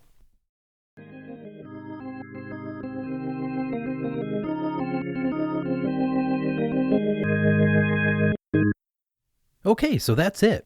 In the introduction of this episode, I mentioned how there are a handful of ways for you to follow the podcast online. In addition to liking, subscribing, and giving My Baseball History a 5-star rating on your favorite podcast app, please make sure you're also following us on Facebook, Twitter, and Instagram, where we are at Shoeless Podcast on each platform. By following us there, you'll get some bonus content throughout the month, and you'll be able to interact with us to let us know what you think of the show. You can also sign up for Clearing the Bases, our email newsletter, by heading to shoelesspodcast.substack.com. We publish 2 newsletters a month, which allow us to talk about lots of things we don't normally talk about on the show. I'll use that space to talk about the podcast, of course, but I'll also use it to write about baseball road trips I go on, to publish research I do, and to speak on current events in baseball, all of which are things I don't really do in episodes of My Baseball History. We'll also have giveaway contests that are exclusively for our newsletter subscribers, giving you even more chances to win some cool stuff. Look for a new issue to be published on the 2nd Friday and the 4th Friday of every month. If you have questions about the podcast or research you'd like to contribute to a future newsletter, submit something through the contact form on our website or email us at shoelesspodcast@gmail.com. Before the interview with Nancy, I mentioned a trivia contest you can answer to win something. Here's how you can do that. First, make sure you're following us on Twitter at @ShoelessPodcast. Then, find the pinned tweet at the top of our profile with the link to the Nancy Faust episode, which asks this episode's trivia question. The answer to the trivia question was somewhere in the episode you just finished listening to. Retweet that tweet along with your answer, and we'll announce the winner before the next episode of the podcast goes live. You don't have to be the first person to answer, you just have to be right. But make sure you're following us or your entry won't be counted. We'll pick one person who answered correctly, and they'll win a 12-inch vinyl record from 1983. Why are we giving away a 41-year-old record? Because it's of Nancy Faust, who played for the White Sox for 41 years. The record is Nancy Faust Presents Crowd Pleasing Favorites, which was Nancy's second album and was recorded live at Comiskey Park. This album will put you in box seats as you sing along with thousands at the 7th inning stretch to take me out to the ballgame. You'll follow every step of the opposing manager as he marches to the mound to dismiss his pitcher. Recall the thrill of singing Nancy's gold record-winning refrain of "Na na hey hey goodbye" to the humiliated pitcher as he leaves the game. Then join the spirited crowd singing "Run Around Sue" as the new pitcher warms up. As if that wasn't enough to take you back in time to what it was like to be at Old Comiskey Park, the first song on side 2 is Rosanna, complete with an intro from Andy the Clown, who is a mainstay at the Baseball Palace of the World. During the episode, we mentioned Shea Torrance's name. Shea was the original organ player for the White Sox, performing at Old Comiskey Park from 1960 through 1966 before becoming the first organist for the California Angels in 1967. Torrance stayed with the Angels through the 1985 season when he retired at the age of 66. Shea was an accomplished organ player before his career in professional sports began and was releasing music as early as 1953 with his single Swamp Fire on Mercury Records. When Shea left for California, Bob Creed took over the musical duties at Comiskey Park. Creed was an organist, arranger, and recording artist. Early on, he was a representative of the Hammond Organ Company, and in the early 1950s, he became the staff organist for ABC Television in Chicago, eventually becoming the organist for not only the White Sox but also for the Chicago Bulls. In addition to playing, he was also a music teacher. His most famous student was Detroit Tigers pitcher Denny McLain, who released an organ music album of his own after his dominant 1968 season, which saw the right-hander win the Cy Young Award, the MVP Award, and lead the Tigers to a World Series title over the St. Louis Cardinals. But how did organ music become a mainstay at baseball games in the first place? Ebbets Field installed an organ for the 1942 season, and Gladys Gooding, an organ player for silent films as well as some sporting events at Madison Square Garden, was the first professional baseball organist. She continued to play at Dodgers games until the team moved to Los Angeles in 1957. The New York Times described her role as, quote, adjusting her music to the flitting, evanescent temper of the Dodger fan, of consoling, of stirring to added effort, of soothing the public, and of protecting the umpire against rebellion, end quote. Another early stadium organist, John Kiley, got his start playing for silent films at the Criterion Theater in the Roxbury neighborhood of Boston at the age of 15. His day job was working for local radio station WMEX, where he was the music director from 1934 to 1956, but he went on to play for the Red Sox, the Boston Bruins, and the Boston Celtics. Unlike Gooding, Kiley primarily played before the game and during breaks, often opting for nostalgic music and avoiding more modern rock music. That method was also shared by Eddie Layton, who played for the New York Yankees. Many stadium organists who started in the 1950s and 1960s were more likely to come from television and radio backgrounds, such as Jane Jarvis, who was a jazz pianist and organist who played at Milwaukee Braves games beginning in 1955. Jarvis had to learn about baseball on the job, and she eventually relocated to New York, working as a music arranger at ABC TV and Muzak, and became the organist for the New York Mets. Because of pressure from the success of the Mets, their new Shea Stadium facility, and the popularity of Jane Jarvis, Yankees owner Dan Topping installed an organ at Yankee Stadium at the beginning of the 1965 season. Lowry organ demonstrator Toby Wright was the first organist for the Yankees performing the task during the 1965 and 1966 seasons. CBS acquired the New York Yankees on August 13, 1964 in order to diversify their interests in the entertainment industry, and after Topping sold the remainder of his stock on September 20, 1966, former CIA agent and general manager of Ringling Brothers and Barnum and Bailey Circus, E. Michael Burke, became the new Yankees team president. He brought Eddie Layton in to be the new organist for the upcoming 1967 season, despite the fact that Layton had never been to the stadium before and knew nothing about baseball. Layton went on to play the organ for the Yankees for over 3 decades, taking a break from 1971 to 1977 to pursue other musical commitments. When he retired on September 28, 2003, he played one final performance of Take Me Out to the Ballgame while fans chanted his name. By 2005, the tradition of live organists playing in stadiums was waning after longtime organists retired and were replaced with pre-recorded music. However, it does seem like the tradition has been making a comeback, with teams from Major League Baseball, the NHL, and the NBA beginning to hire live organists again over the past 10 years. Next time you go to a live sporting event, pay attention to the music, and think back to this episode with Nancy Faust. And while she may not have been the first to do it, she's the best in my book. If you think this episode was worth $1, please click the donate button in the upper right corner of our website, shoelesspodcast.com. That's a direct link to my PayPal profile where you can make a donation in any amount. If you don't have PayPal and want to send a donation through Venmo, Zelle, Cash App, or any other platform, shoot me an email at shoelesspodcast@gmail.com and I'll send you directions for whichever method you prefer. You can also leave a rating or review on iTunes or wherever you listen to the podcast. 5-star ratings help our podcast get shown on more people's suggested podcast pages, which means that more people will hear our show. It just takes a couple seconds of your time, but it really helps us a lot. And of course, liking us on social media, interacting with our posts, and sharing things with your friends is great too. No matter how you choose to support us, even if it's just by listening, we appreciate you being here. Until next time, I'm Dan Wallach, and this is My Baseball History.